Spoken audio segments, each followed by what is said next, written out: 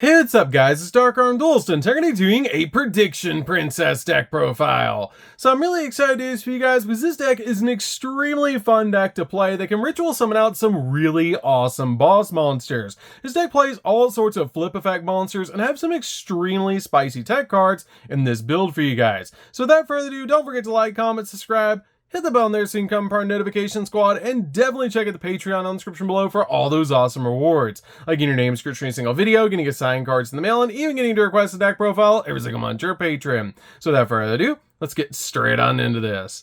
So first off, we're going to be playing 3 copies of Prediction Princess Tarot. This card is definitely a 3 of the deck, because this card can actually bring one of your flip effect monsters back to your side of the field. This card has an amazing effect that during your end phase, you can special summon a flip monster from your hand or graveyard to your side of the field in face down defense position. And it also has a really awesome effect that you can only use one of the following effects of this card once per turn, that you can during either player's turn target one face down defense position monster and change it to face up attack position, or change one face up attack position monster into face down defense position, which is a great ability to just flip flop your monsters up so you can use your flip effects multiple times. I love that about this card, and it's just a really awesome 3 of in the deck that you always want to see. We then play 3 copies of Prediction Princess Tarot. This card is a newer card for the deck and is really awesome because this card is actually a flip effect monster that you can special summon out with your Tarot, which is a really cool thing about this card. It has an awesome effect that it must be special summoned with your copy of your Underworld Ritual, which is a really cool ritual spell that we just got for this deck not too long ago, but it also has a really good effect that quick effect you can activate one of these effects. That you can flip any number of face down defense position monsters that you control to face up defense position, or flip any number of face up monsters that you control into face down defense. And it also has a flip effect that when this card's flip face up, you can special summon a flip monster from your deck in face down defense position, which is crazy because we have some really cool ones in this deck that you can actually summon off this card's effect.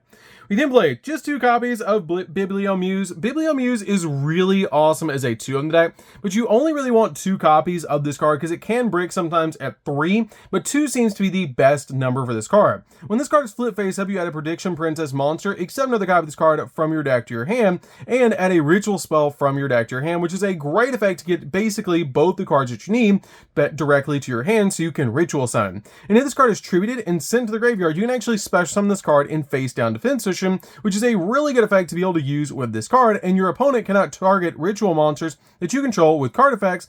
Also, they cannot be destroyed by your opponent's card effects either, which is a really awesome effect to be able to use with this card. We then play just a single copy of Konrama. Konrama is a good 1 of in the deck. You really don't need any more than a single copy of this card in the deck though, because when this card is flip face up, you can special summon a level 3 or higher flip monster from your hand or deck in face down defense position, but also you cannot activate that monster effect for the rest of the turn except for Prediction Princess monsters, which is a little bit of a downside, but it's still a great 1 of in the deck to get the exact card that you need on your side of the field. We then play a single copy of Deuce Crawler X. This card is crazy in the deck as a 1-up, because it basically turns into a one-sided skill drain when it's flip face up. We then play a single copy of Pot of the Forbidden. Pot of the Forbidden is crazy because this card has multiple awesome effects that when it's flip face up, you can activate one of these effects. When it's flip face up, you can either draw 2 cards, return all spells and traps on the field back to the hand, destroy all monsters your opponent controls, or look at your opponent's hand and shuffle 1 card from their hand back into the deck, which is insanely powerful for this card. We then play 2 copies of Mimicking Man-Eater Bug. Shoutouts to Izzy, whose favorite card is actually Man-Eater Bug. This card is really good in the deck and is a crazy powerful card because when it's flip face up, you target a monster on the field and destroy it, and if you do, this card gains attack equal to that monster's original attack. Then you can change this card's type to that monster's original type. This card cannot be destroyed by battle, and it cannot be destroyed by card effects of monsters with the same type, which is a pretty good effect to be able to use with this card. We then play 2 copies of Guard Dog. Guard Dog is really good in this deck because when this card is flip face up, your opponent cannot special summon for the rest of the turn, which is a really insane effect to be able to use with this card to lock down your opponent, and it's super easy to flip this card face up during your opponent's turn using your ritual monster. We then play a single copy of Whirlwind Weasel. Whirlwind Weasel is really cool because when it's flip face up, your opponent cannot activate any spells or trap cards for the rest of the turn, which is a great effect to be able to use to essentially lock down your your opponent. We then play a single copy of the single best flip effect monster ever created, and that's going to be one copy of Cyberjar. Yes, we pulled out the ultimate rare for this profile, so definitely give us a like. This card is insane. I love this card. I've been playing this card ever since I first started Yu-Gi-Oh, and I'm so glad that it's off the list. And this card is just really insane. When it's flipped face up, you destroy all monsters on the field, and then both player reveals the top 5 cards of their deck. Then you special summon revealed level 4 or lower monsters and face up attack or face down defense, and then add the rest of the cards that you couldn't summon to your hand, which is a really good effect to be able to use, and I absolutely love this card as a one of in the deck. We then play 3 copies of Spirit of the Fall Wind. This card is great because when it's normal summon, you can add a flip monster from your deck to your hand, which is a really good effect to be able to use with this card to get the exact card that you need directly from your deck to your hand. We then play 3 copies of Sakitama. Sakitama is really good in this deck because it can help you make rank 4 plays, but a lot of people forget about the effect of this card that basically if it's tributed, you get to target a spirit monster in your graveyard and add it back to your hand, which it can target itself by that effect, which is really awesome about this card, that if you tributed this card to ritual summon, you can just add it back to your hand, so it's a free cost for a ritual summon, which is just amazing about this card. But being able to reveal this card in your hand and then normal summon it for free as well without even eating up your normal summon will help you go into some link plays or even into some XZ plays or synchro plays for some really spicy tech cards that we're playing in the extra deck. We're then playing 3 copies of Diviner of the Heralds.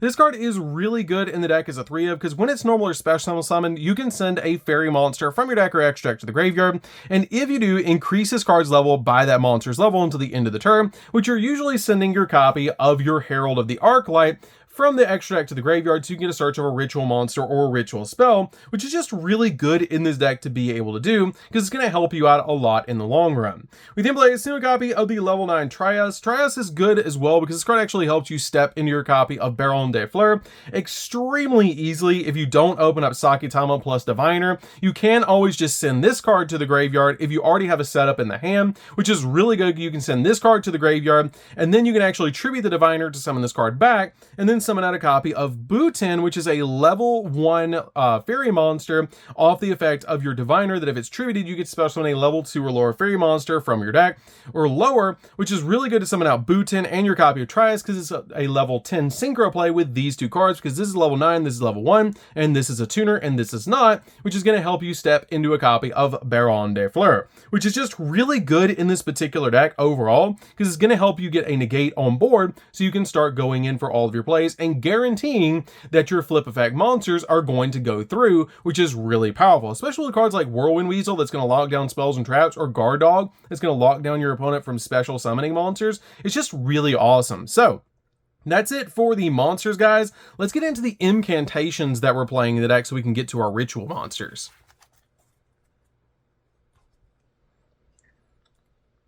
So for the incantations, we're going to be playing 2 copies of Talismandra. Talismandra is really good in the deck as a 2 of, which all of your incantations share the ability that you can reveal a ritual monster or ritual spell, depending on which one you have. For your copy of Talismandra, you reveal a ritual monster in your hand, special summon both this card and another incantation monster from your deck, except another copy of this card, and if you special summon this card from your deck, you actually get to add a ritual monster from your deck to your hand. We then play 2 copies of Kandal. Kandal actually works with ritual spells, where your copy of Talismandra works with ritual monsters, and it's really good to be able to use these cards because it helps out to be able to get the exact card that you need to be able to ritual summon.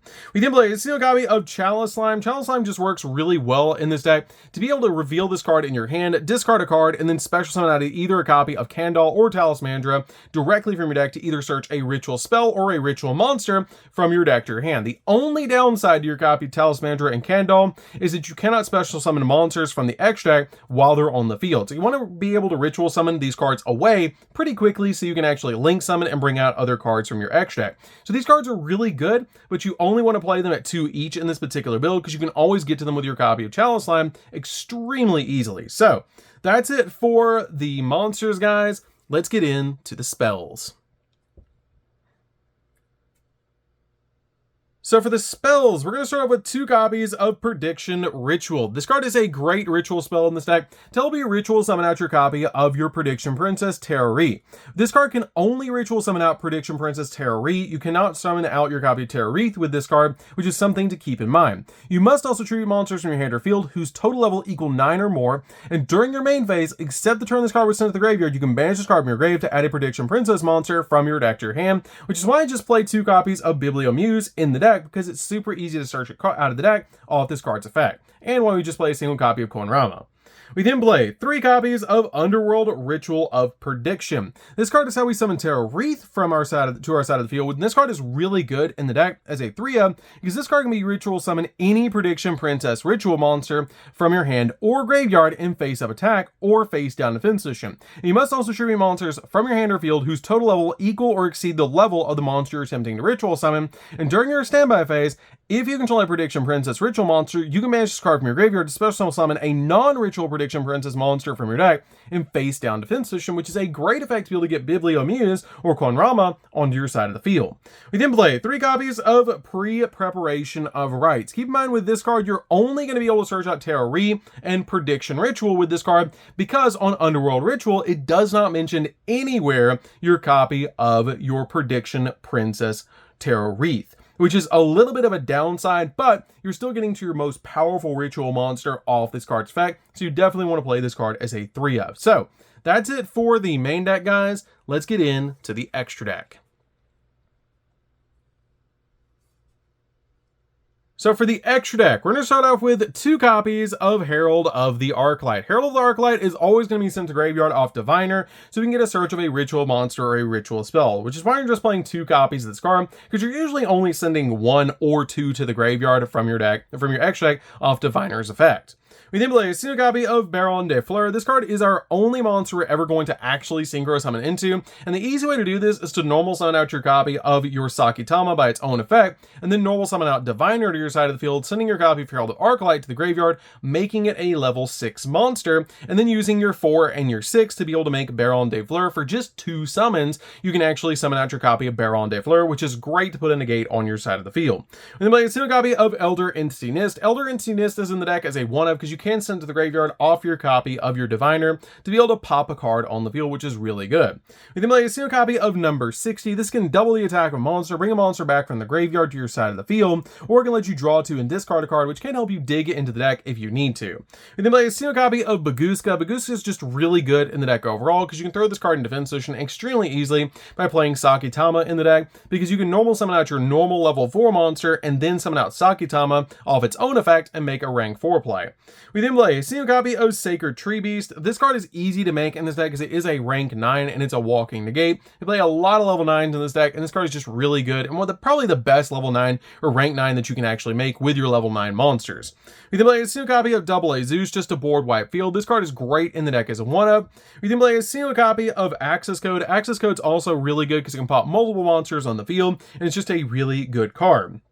We then play a single copy of Appaloosa, because you can swarm the ward pretty easily in this deck, and this card is great to be able to have multiple monster negates on the field. 1 copy of Unicorn to spin stuff. 1 copy of Dynamundo. Dynamundo is just really good in this deck overall and works pretty much with any ritual deck, because it takes 2 monsters, including a ritual monster, to make this card. And if this card is special summon, you can target 1 card on the field and 1 ritual monster in the graveyard, shuffle them both back in the deck, and during your opponent's turn, quick effect, you can tribute this card and then target a ritual monster in the graveyard and either add it back to your hand or special summon it to your side of the field, which is a really nice effect. Then make a single copy of Nightmare Phoenix. This is to pop spells on traps. 1 copy of IP Masquerena, because you can make this card and then make Unicorn during the opponent's turn, or even make Dynamundo during the opponent's turn, which is pretty nice. And then we play a single copy of Cross Sheep. Cross Sheep's just really good because if you ritual summon while this card's on the field, you can draw 2 and then discard 2, which is going to help you dig into the deck, while also getting some of your ritual monsters into your hand and getting some of your flip effect monsters into the graveyard, so you can bring back with Terroree, which is really nice. So that's it for the deck, guys. I hope you did enjoy it. This deck is super fun to be able to play. If you guys have never played Prediction Princess before, you should definitely give this build a try, because I really like this build a lot, and it's really fun to be able to just swarm the board with all sorts of ritual monsters and use flip effect monsters to their maximum potential. So that's going to do it for this one, guys. Don't forget to like, comment, subscribe, hit the bell in there so you can become part of the notification squad, and we'll see you guys in the next video. See you later, guys.